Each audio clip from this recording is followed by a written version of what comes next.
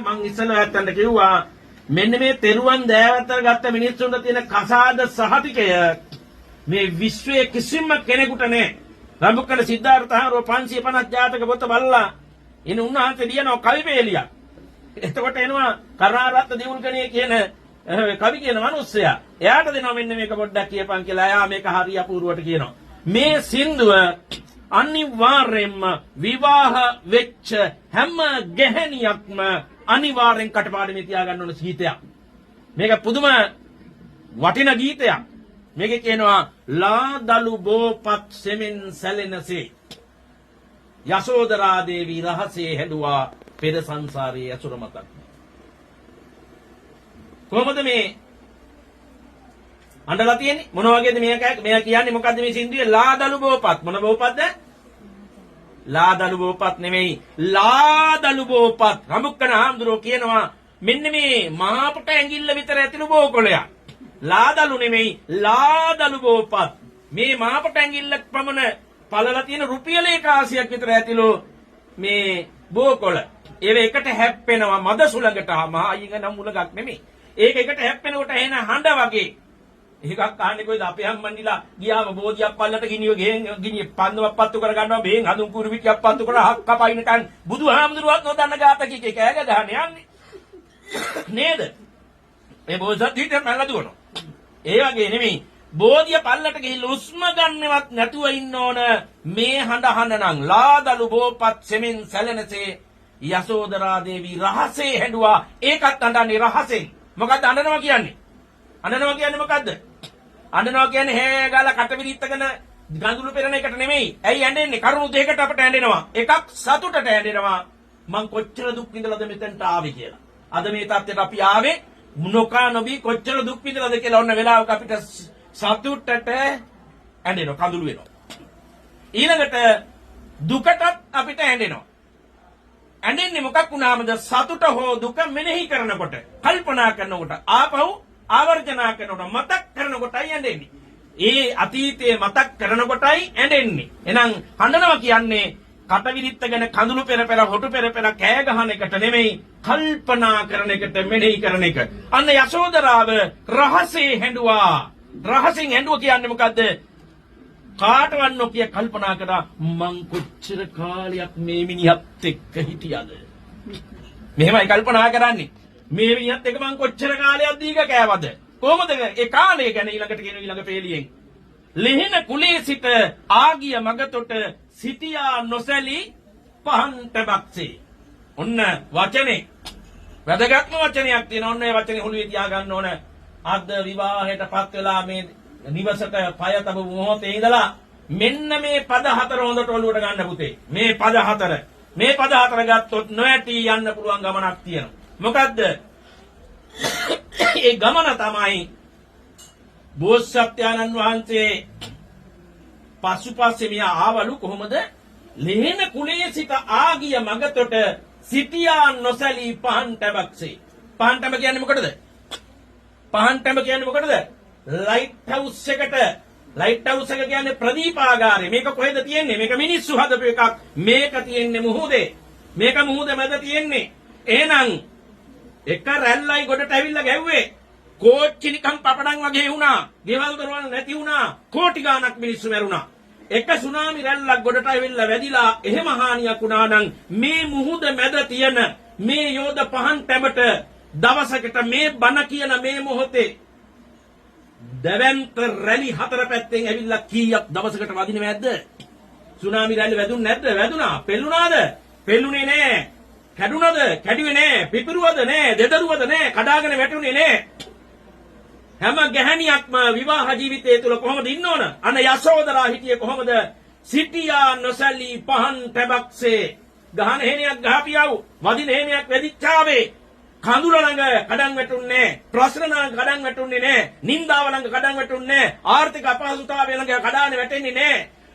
නැතිබෙරිකන් ළඟ කඩා වැටෙන්නේ නැහැ. ඥාතින්ගෙන්, නෑදෑයන්ගෙන්, සමාජයෙන්, යාළුවන්ගෙන්, විවිධයන්ගෙන්, සහෝදරයන්ගෙන් අප්‍රමාණ අපවාද, චෝදනා, ඒ වගේම ප්‍රශංසා මේ මොනවා ලැබුණත් ඒ කිසි දෙයක් ළඟ අද ඉඳලා කඩන් වැටෙන්න බෑ. උද්ධාමයටපත් වෙලා ආඩම්බර වෙලා උඩඟු වෙලා අහංකාර වෙලා යන්න ගමනක් නෑ. යශෝදරාවක් වෙන්න ඕන අද ඉඳලා. හැම ගැහණියෙක් මේ යශෝදරාවක් වෙනවා නම් මේ සමාජයේ හරි වටිනවා. හැබැයි නිකන් නෙමෙයි අර පහන් ටැඹ වගේ මේ මුහුද මැද තියෙන පහන් කණු උඩ තියෙන ලයිට් එකක් පුතේ. මොකද ඒ ලයිට් එකෙන් කරන්නේ? ඒ ලයිට් එකෙන් කිසිම සලකුණක් නැතුව මේ අතට හැම පැත්තටම අර සාගරයේ මැද මහා මුහුද මැද නැව් ගමන් කරනකොට කොහොමද සංඥාවක් දිශාවක් හොයාගන්නේ? අන්න මෙන්න මේ ලයිට් එකෙන් ලයිට් හවුස් එකෙන් අර කිසිදු සලකුණක් නැති මහා මුහුද යන නැව් වලට පාර වරද්ද ගන්න නැතුව හරි පාර හොයාගෙන හරි තැනට හරි නැව් තටාකට යන්න කියලා දෙනවා. ඒ විතරක් නෙමෙයි බහුදින යාත්‍රාව ඒ වගේම උරුකාරයා බෝට්ටුකාරයා හරි දිශාව හොයා ගන්නවා. උඩින් යන ගුවන් යානෙටත් දිශාව කියලා දෙනවා මේ ලයිට් හවුස් එකෙන්.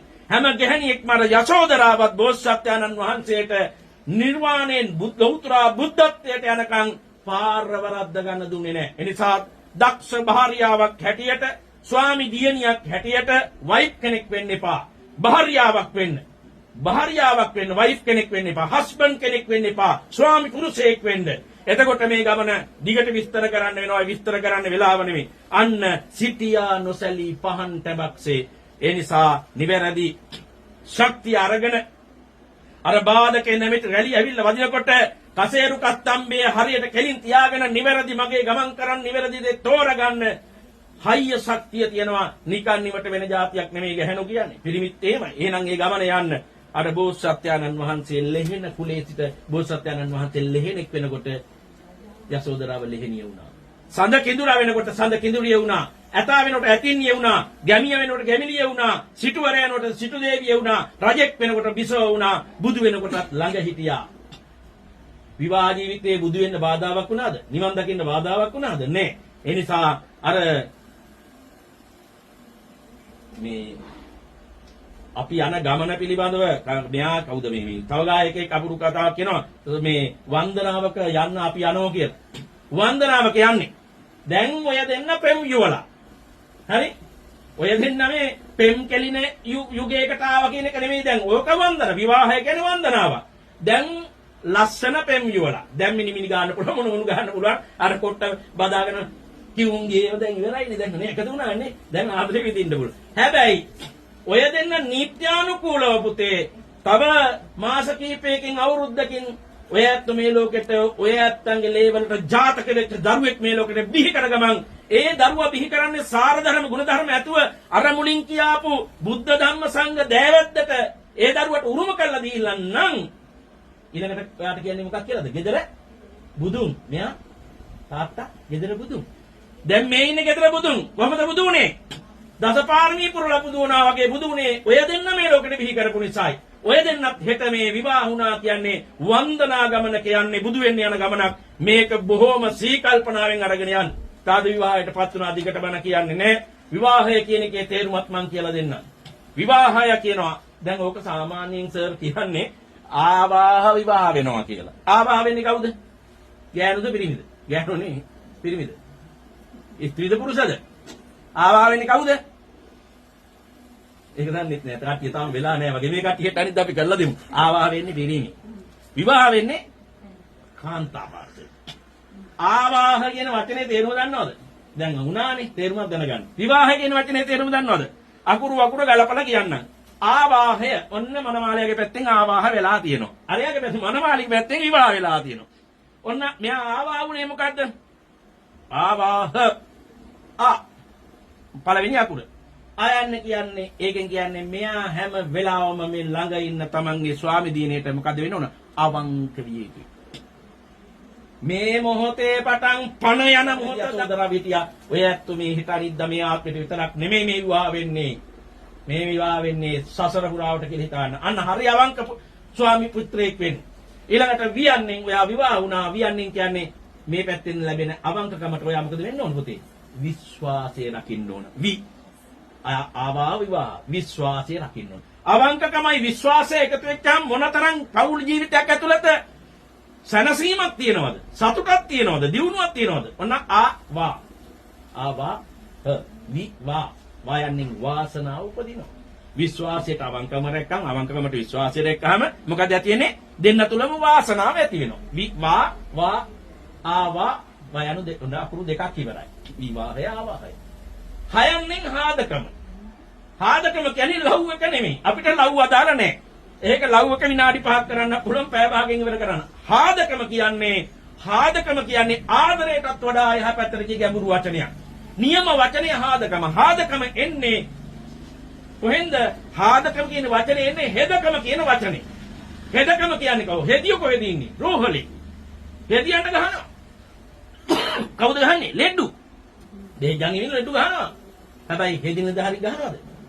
නෑ. ඔය දෙන්නම අද ඉඳලා හෙද නිලධාරි දෙන්නෙක් කියලා හිතා ගන්න. කාටවත් උඹ නොදකින් tuu කියාගන්නේ නැතුව අතක් උස්සන්නේ නැතුව ජීවිත ගුණධර්ම ඇතුව තුනුරුවන් ආශ්‍රය කරන අනිත් එක නායක හාමුදුරුවෝ අපේ යටියන ඥානිමල නායක රටක් වටින හාමුදුරු කෙනෙක් අප්‍රමාණ සේවයක් කරන හාමුදුරු කෙනෙක් විමල ජෝති පණ්ඩිත හාමුදුරු මේ සම්පත් හම්බ වෙන්නේ එලව හාමුදුරුන්ට ගහන යුගයක මැයි මාසෙට හාමුදුරු දැන් හාමුදුරු 700 සිවුරු ඇරලා තියෙනවා මැයි මාසෙ වෙනකොට තියෙන ලේඛන අනුව හෙට අනිත් වෙනකොට පාන්සි වලට හාමුදුරු කෙනෙක් නැති වෙනවා ඒ නිසා මේ මහා සම්පත් දෙකක් හම්බෙලා තියෙනවා මේ හාමුදුරුවන්ගේ අවවාද අනුශාසනා ටික නිරන්තරයෙන්ම ලැබෙනවා 아무තෙන් ඉල්ලන්න දෙයක් නැහැ ඒ නිසා ඒවත් අරගෙන අපේ විමල ජෝති පණ්ඩිත හාමුදුරුවෝ අද කොයිතරම් වටිනා හාමුදුරු කෙනෙක්ද ඉතින් ලෝකෙම බලාගෙන ඉන්න උන්වහන්සේ දිහා ඉතින් උන්වහන්සේලාගේ සේවය අප්‍රමාණයි ඉතින් ඒ නිසා ඒ සම්බන්ධකම් තියෙන නිසා වෙනුත් මා දිගට ධර්ම දේශනා කරන්නේ බණහන නෙවෙයි සියලු දෙනාම අපහසුතාවයටපත් වෙලා ඉන්නේ ඒ නිසා තවත් රාජකාරී කටයුතු රාශියක් තිබෙන නිසා මට මේ අවස්ථාව ලබා දීම පිළිබඳව අපේ ඥානිමල නායක හාමුදුරන්ටත් අපේ විමල ජෝති පණ්ඩිත හාමුදුරන්ටත් මම ස්තුතිවන්ත වෙනවා පුණ්‍යානුමෝදනා කරනවා අපේ සම්බුද්දස්ස නමෝ තස්ස භගවතු වරහතෝ සම්මා සම්බුද්දස්ස විඤ්ඤෝ පාවනීයෝ දක්ඛිනීයෝ අංජලි කරණීයෝ අනුත්තරං පුඤ්ඤක්කෙත්තං ලෝකස්සාදී තේන සච්ච වච්චේන හෝතු තේ ජය මංගලං තේන සච්ච වච්චේන හෝතු තේ ජය මංගලං තේන සච්ච වච්චේන හෝතු තේ ජය මංගච්චේන සීලේන කන්ති මෙත්ත බලේන ච තේ පිතං අනුරක්ඛන්තු ආරෝගේන සුඛේන චාරියං ජයෝ හෝතු ජයසු ජය මංගලං සක්කත්තා බුද්ධ රතනං මොසදං උත්තමං වරං නන්දේව මනුස්සානං බුද්ධ තේජේන සිරතනං ලෝකේ විජ්ජති විදා කුතෝ රතනං බුද්ධ සමන්නත්ති තස්මා සොත්ති භවන්තු තේ අංකින්චි රතනං ලෝකේ විජ්ජති විදාවුතෝ රතනං ධම්ම සමන්නත්ති තස්මා සොත්ති භවන්තු තේ අංකින්චි රතනං ලෝකේ විජ්ජති විදාවුතෝ රතනං සංඝ සමන්නත්ති තස්මා සොත්ති භවන්තු තේ අන්ති මේ සරණං අඤ්ඤං බුද්ධෝ මේ සරණං වරං ඒතේන සච්ච වච්චේන හෝතු තේ ජය මංගලං නත්ති මේ සරණං අඤ්ඤං ධම්මෝ මේ සරණං වරං ඒතේන සච්ච වච්චේන හෝතු තේ ජය මංගලෝ විවජ්ජන්තු සබ්බ රෝගෝ විනාශතු මාතේ භවත්තං කරායෝ සුඛී දීඝායුකෝ භව භවතු සබ්බ මංගලං රක්ඛන්තු සබ්බ දේවතා සබ්බ බුද්ධානුභාවේන සදා සුත්ති භවන්තු තේ භවතු සබ්බ මංගලං රක්ඛන්තු සබ්බ දේවතා සබ්බ ධම්මානුභාවේන සදා සුත්ති භවන්තු තේ භවතු සබ්බ මංගලං රක්ඛන්තු සබ්බ දේවතා සබ්බ සංඝානුභාවේන සදා සුත්ති භවන්තු තේ නක්ඛත්යක්ඛ භූතානම් පාපග්ගානි වාරණා පරිත්තාසානුභාවේන හන්තු තේ සම්උපද්දවේ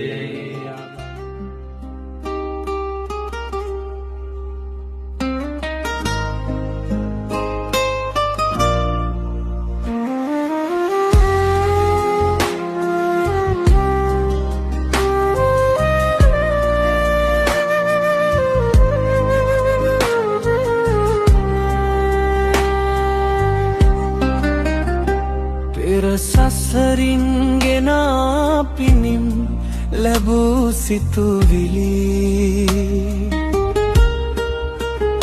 සඳ කිරණක් ලෙසින් නැවිත් වේදිවිලි මල්ලි නුඹේ කැදැල්ල තුල සෙනෙහසින් වෙලී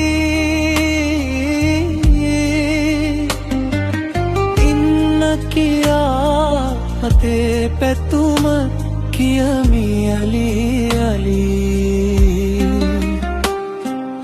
ඉන්න කියා හදේ පැතුම කියමි අලි අලි